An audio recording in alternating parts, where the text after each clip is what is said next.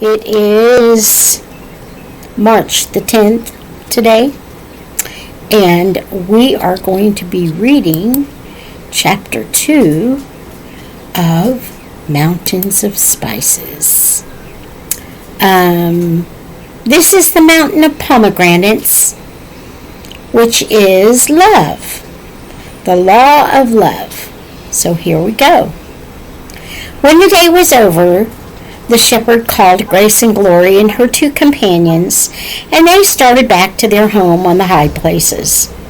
All the way, while they were bounding and leaping up the mountainside toward the peaks above, which were already glowing with flame and rose in the sunset light, Grace and Glory was thinking about the visit she had paid to her Aunt Dismal, and telling herself over and over again that before she returned to the valley, she must have a talk with the shepherd king and ask him all the difficult questions which were perplexing her mind, and so learn from him just what he wanted her to say and how to fit the message so that it would penetrate into the dreary dungeon into which her aunt was immured.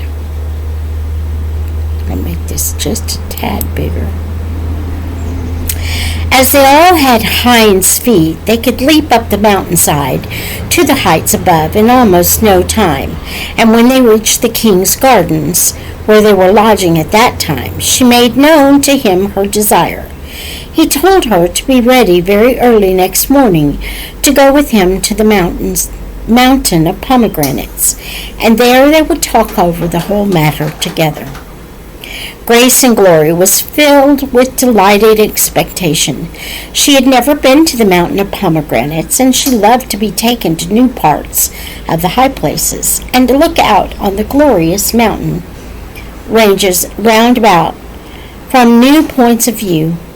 At all times, too, the very early morning hours, which she spent with the shepherd king before the work of the day began, were the most radiant hours of her life. Often it was long before sunrise that he called her, and they would talk together for 2 or 3 hours before meeting anyone else. The following morning, just as the first flush of an early summer dawn turned the peaks on the opposite side of the valley rose pink, and the morning stars still shone brightly in the sky, Grace and Glory heard the king's voice calling her. Leaping up, she made haste to follow him.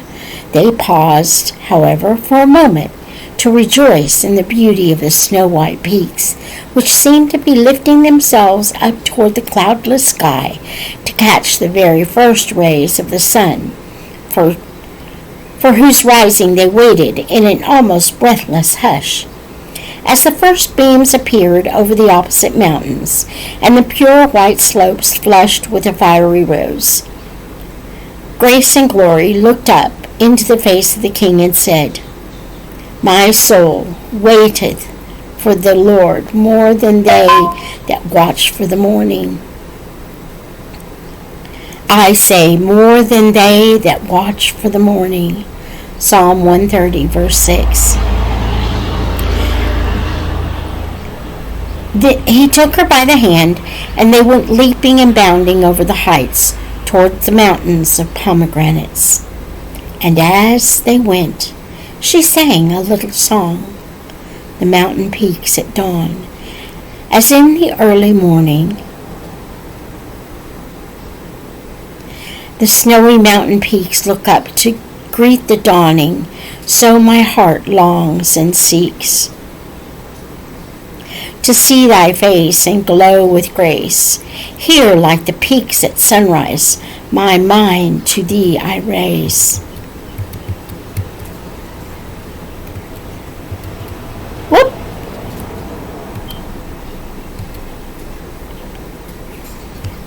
Clothe me with glory likewise, make me to burn with praise, in love's attire of flaming fire.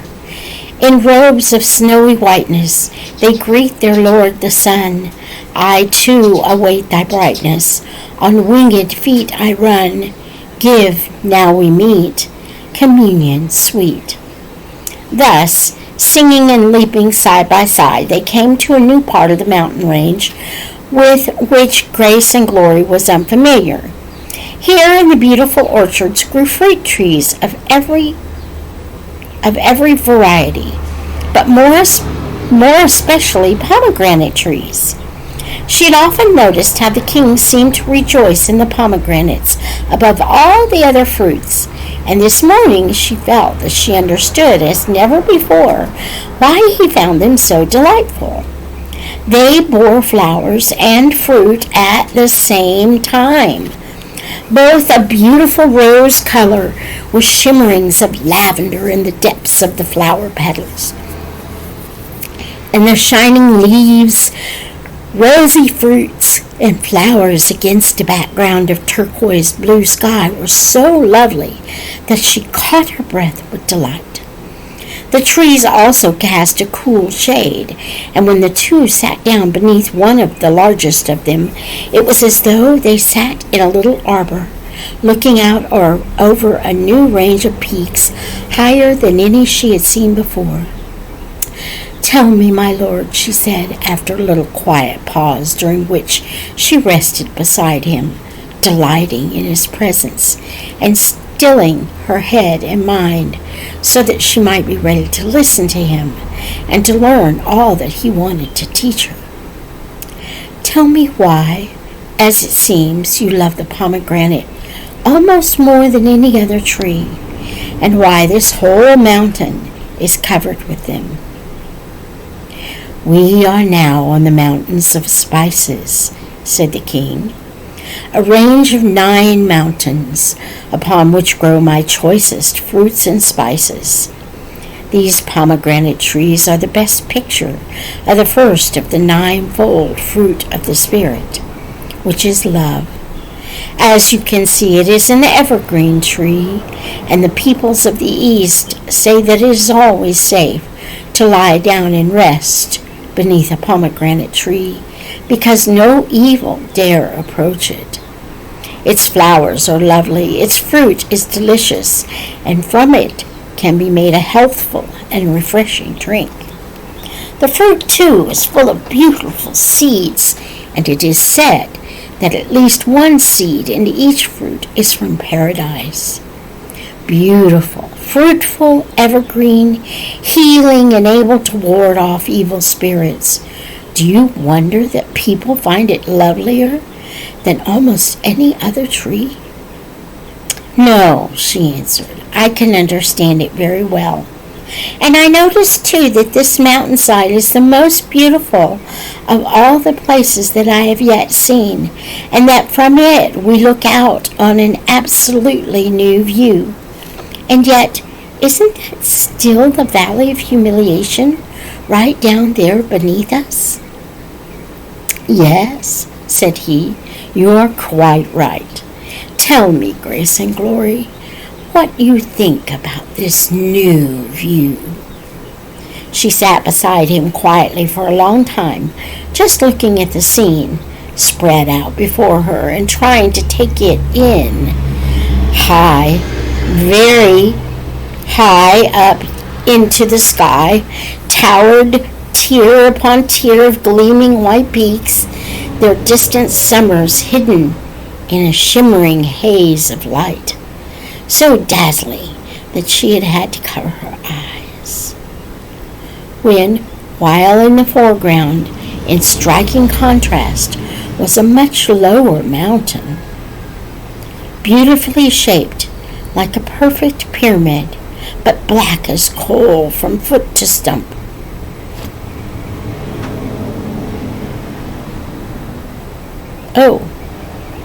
Black as coal from foot to summit, as though it had been swept by fire, a great blot upon the perfection of the landscape.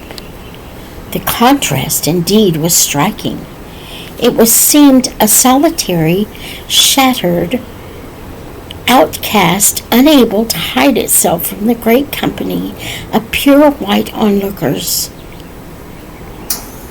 A starkly naked criminal forced to stand in the presence of his judges. As she looked at it, she actually felt tears pricking at her eyes. It was so black and spoiled, so dreadfully in contrast to everything that she had heard, everything else, but above all, unable to hide its own shame, there it stood with every hideous mark of its ruin laid bare to the scrutiny of the endless peaks around. She gazed at it for a long time, and she was startled out of her reverie.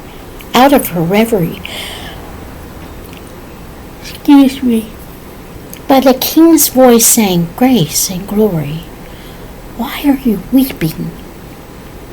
"It's the view from this mountain of pomegranates," she answered in a choked voice. "Why would there be such a view as from this place where the trees of love grow? What is that desolate and ruined mountain over there, right in the foreground? Why is it so unlike the other mountains? What happened to it? Why don't you do something about it, my lord the king? Why don't you do something about it? Everything else in sight is perfect in beauty, and that poor ruined thing breaks all the harmony. It ought to be beautiful, too. Indeed, I am sure that once upon a time it was beautiful, for it is such a lovely shape. I wonder that you can bear to look at it as it is now. What happened to it, my lord?" "I will tell you about the Black Mountain," said the king very gently, "and then you will understand. As you see, it stands right there in full view from my favorite mountain of pomegranates. Love looks right out onto it, and that is why, long ago, I determined to beautify it in a special way and to make it one of the loveliest spots of my kingdom, with rich and fertile soil and slopes open to the sun. It could be exceedingly fruitful. So I planned to make it a mountain of vineyards, which should produce the wine of joy and gladness in great abundance. I commanded my gardeners and workmen to terrace the sides of the mountain from top to bottom, and we planted it with the choicest vines, as well as with many other beautiful trees, to give it shade, and a variety of fruits. We left nothing undone for its perfecting, rejoicing in the prospect of its fruit.